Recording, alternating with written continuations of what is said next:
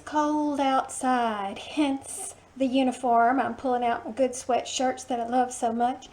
And I can't sit outside right now, it's too cold. However, we are supposed to have, I think it's like a 70-degree Christmas day, which is really good for those kids who got bikes for Christmas, right?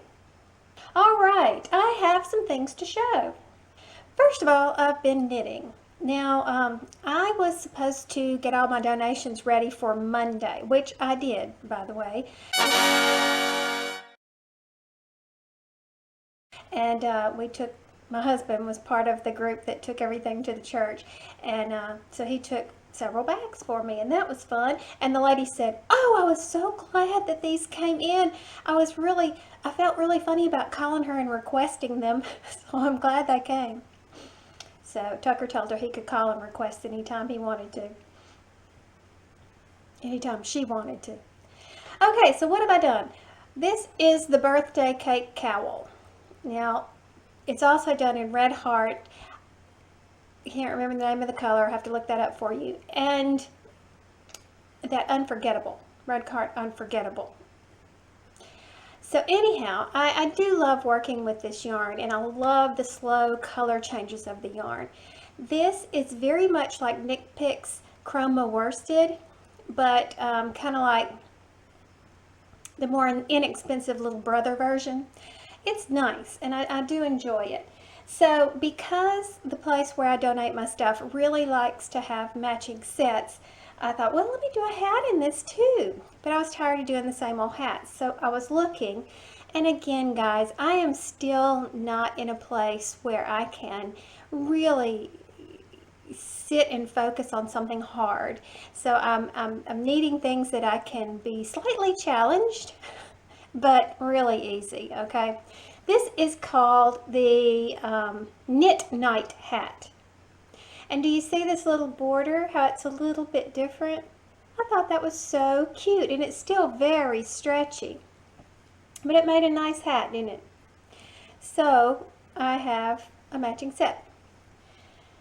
Then, still knitting, still with the Red Heart Unforgettable, I have another color here. And what I did with this was it's actually two strands held together, same colorway.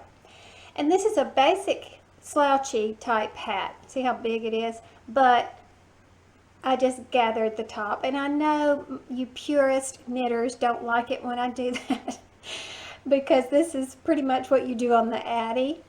And it works for me. As long as you get it long enough, I think it's fine up here. I really would like to see a pom-pom when I do that, but I didn't. It's just a garter stitch hat, and the reason why I did it is because I saw something similar in a multicolor, color change yarn type thing, and I really liked it. So this is nice soft color and very soft yarn, so it's good all together. Okay, then I had a little bit of this left. This is Lion Brand, and it's a skein given to me by Lorna. But I had already, I just love this colorway, and I had already had some of this, so I had put it together and made several things from that. But this is just a basic crochet hat, back loop only, so you get these nice little lines. Front post, back post, double crochet border, brim down the bottom, and that's just a good little regular versatile hat. And I had a D90 little bit left, so I made this hat. Now this is really cool. Okay, here it is in a single crochet. I did it this way, back loop only, back and forth, that type of brim, and then I built the hat from the border up. And it's a slouchy too. Don't you like the way I'm getting new in my slouchies? Now, this is called the Camel Stitch that makes a chain on the back here. But look at this when you turn it inside out. This makes a really neat looking stitch. I hope it's focusing. I'm actually filming on my Canon today. And I have my little mirror set up back there so I can at least tell I'm in the frame, but I I can't really see very well, but to see if it's focusing. But anyhow, I thought this was really neat. I liked it. So picture it as a slouchy. And last but not least, another crochet item and another slouchy. This, I don't know what this stitch is called. It's not the moss stitch, because the moss stitch is one double crochet, one single crochet, one double crochet, one single crochet, and then on the next round you reverse that so that you'll have your single crochet on top of your double crochet, and then you'll have your double crochet on top of the single crochet, and it just makes a nice little pattern. This is a double crochet followed by a slip stitch all the way around, and you just keep doing it. Really like it. It's this has been washed. This is Red Heart Cafe Latte. I kept calling it cafe last time, remember? But I don't know. I got a kick out of this one. I really like that, and it was fun to do too. It was good. Now we need to have a serious talk, and I hope I don't hurt anybody's feelings by telling you this. But if you notice in my description box of all my videos, I give you ways that you could contact me, that we could interact, and never have you seen Facebook on there.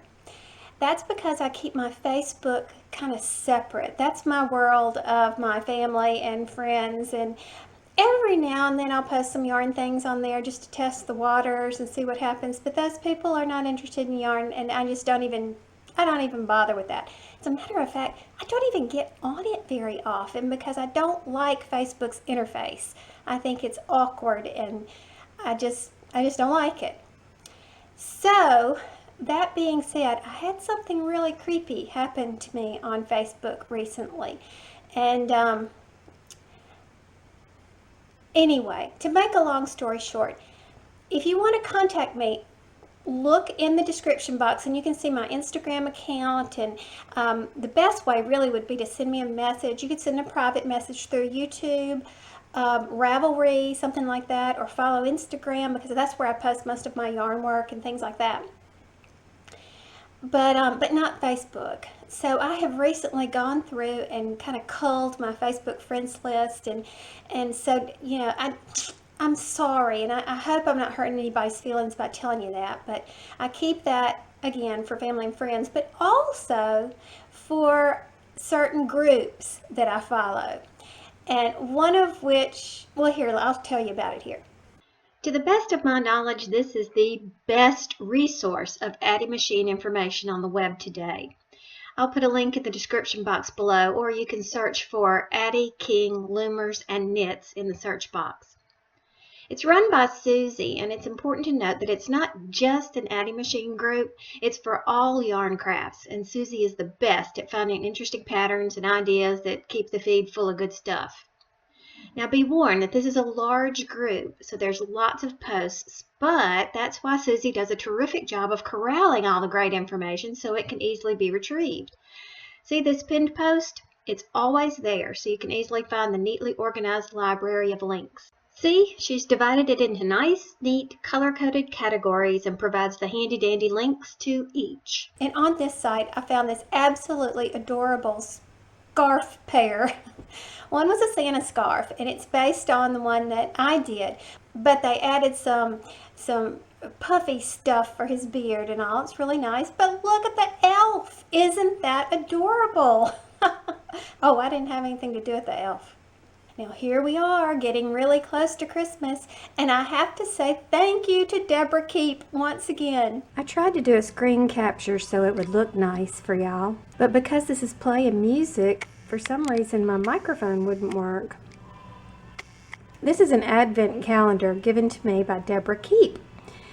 She sent me one last year. It was different from this one. This was the Victorian calendar by Jackie Lawson. And it is so fun, and I just had to show it to you for a second. Besides this wonderful scene that I could just stare at forever, I mean, notice you can see people over here to the right walking past this window or whatever. You can see people skating, there's the band playing, and up here, if you watch, there will be a hot air balloon that floats by that I decorated. I decorated that tree too. But also, there's clickable things, like if I click on this window over here, watch. The Kit Kat comes out. Now, I decorated these windows too over here. I don't like them. I'd like to redo this one because it doesn't match. But every day you have an activity. You click on an ornament. I've already done today, the 18th. But then you can, it was just this really pretty kaleidoscope looking thing. But then you can come over here and click on the information building.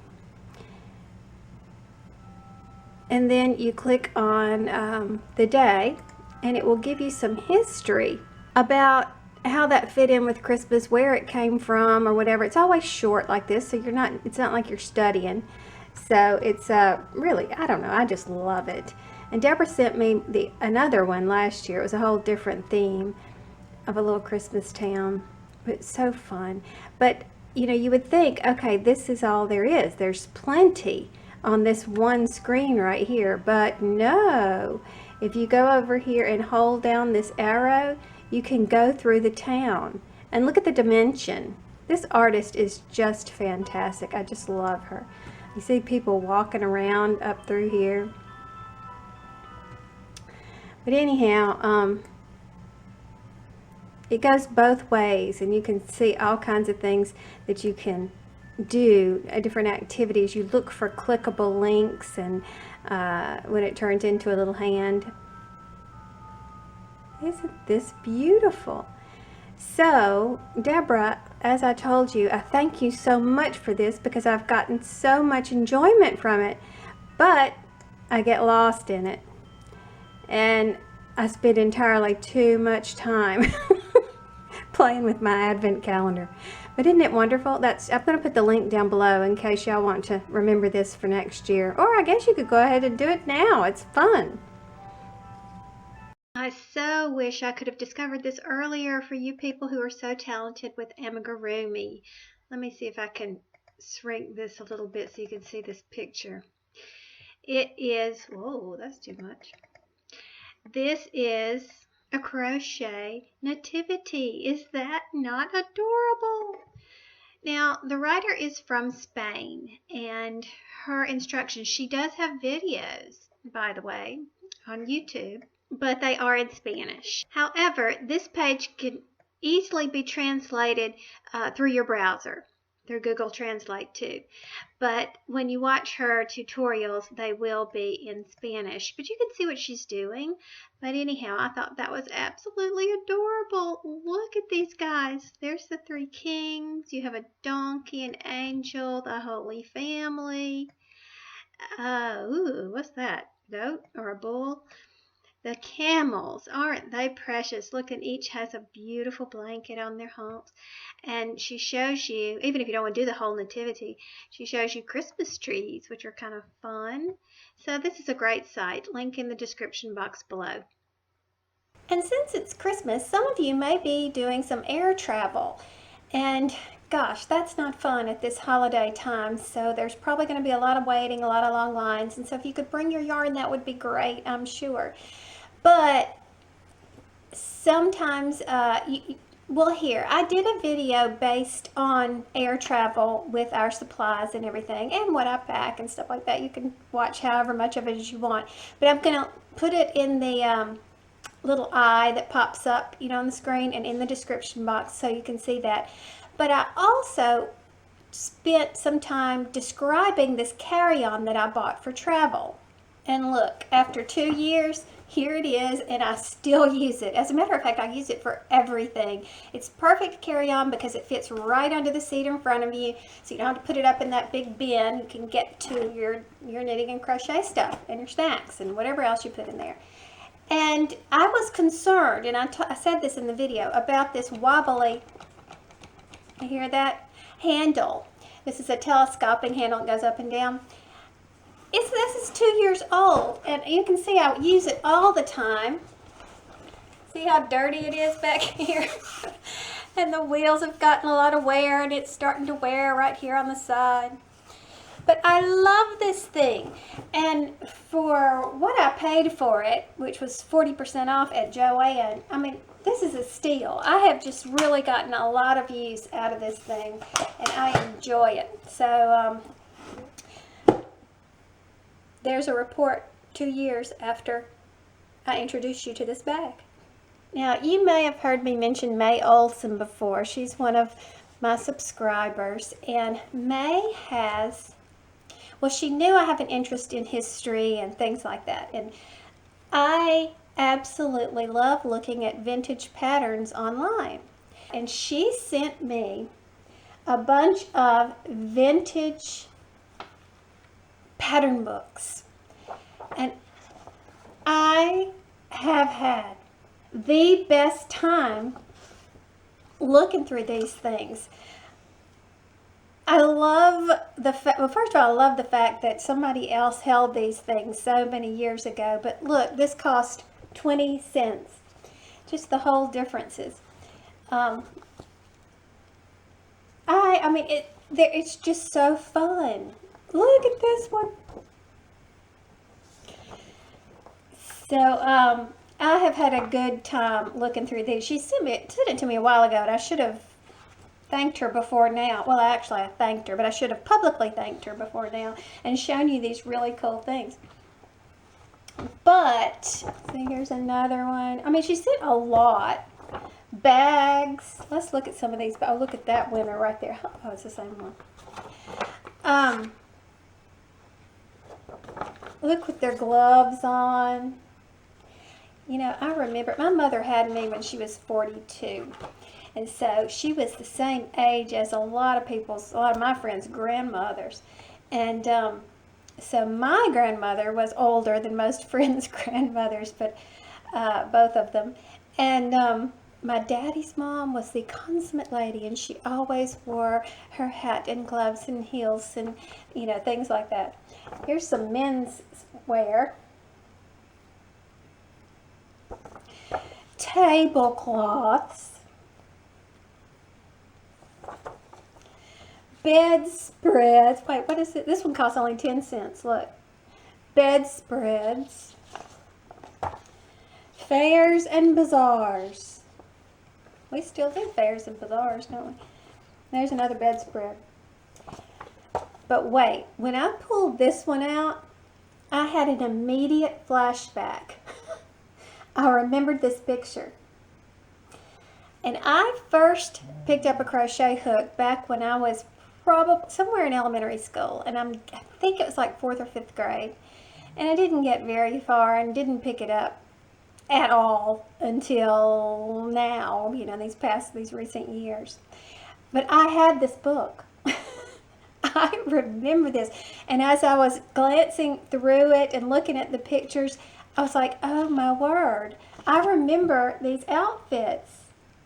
Isn't that hysterical?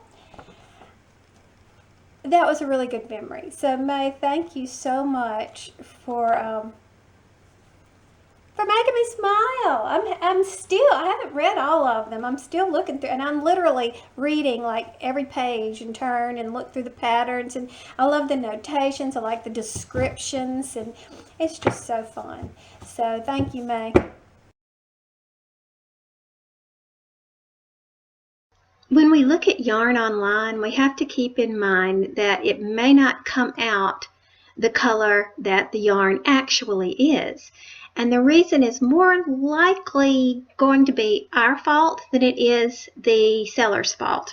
And the reason why is because the sellers are probably hiring professional photographers and who have all the special equipment to take pictures and get the accurate color. Now, this is a very common problem, and it has to do with screen calibration.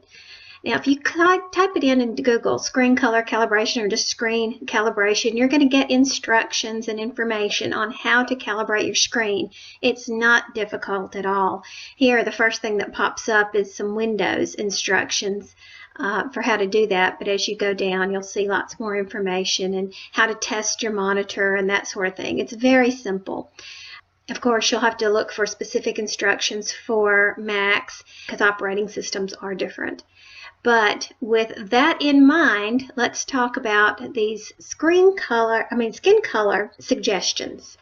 But what I would like from you guys are your suggestions for yarn that you could buy in, say, the big box places, Michael's, Joann, Walmart, Hobby Lobby, things like that. I need more suggestions of multicultural skin tones. Tell me what you like.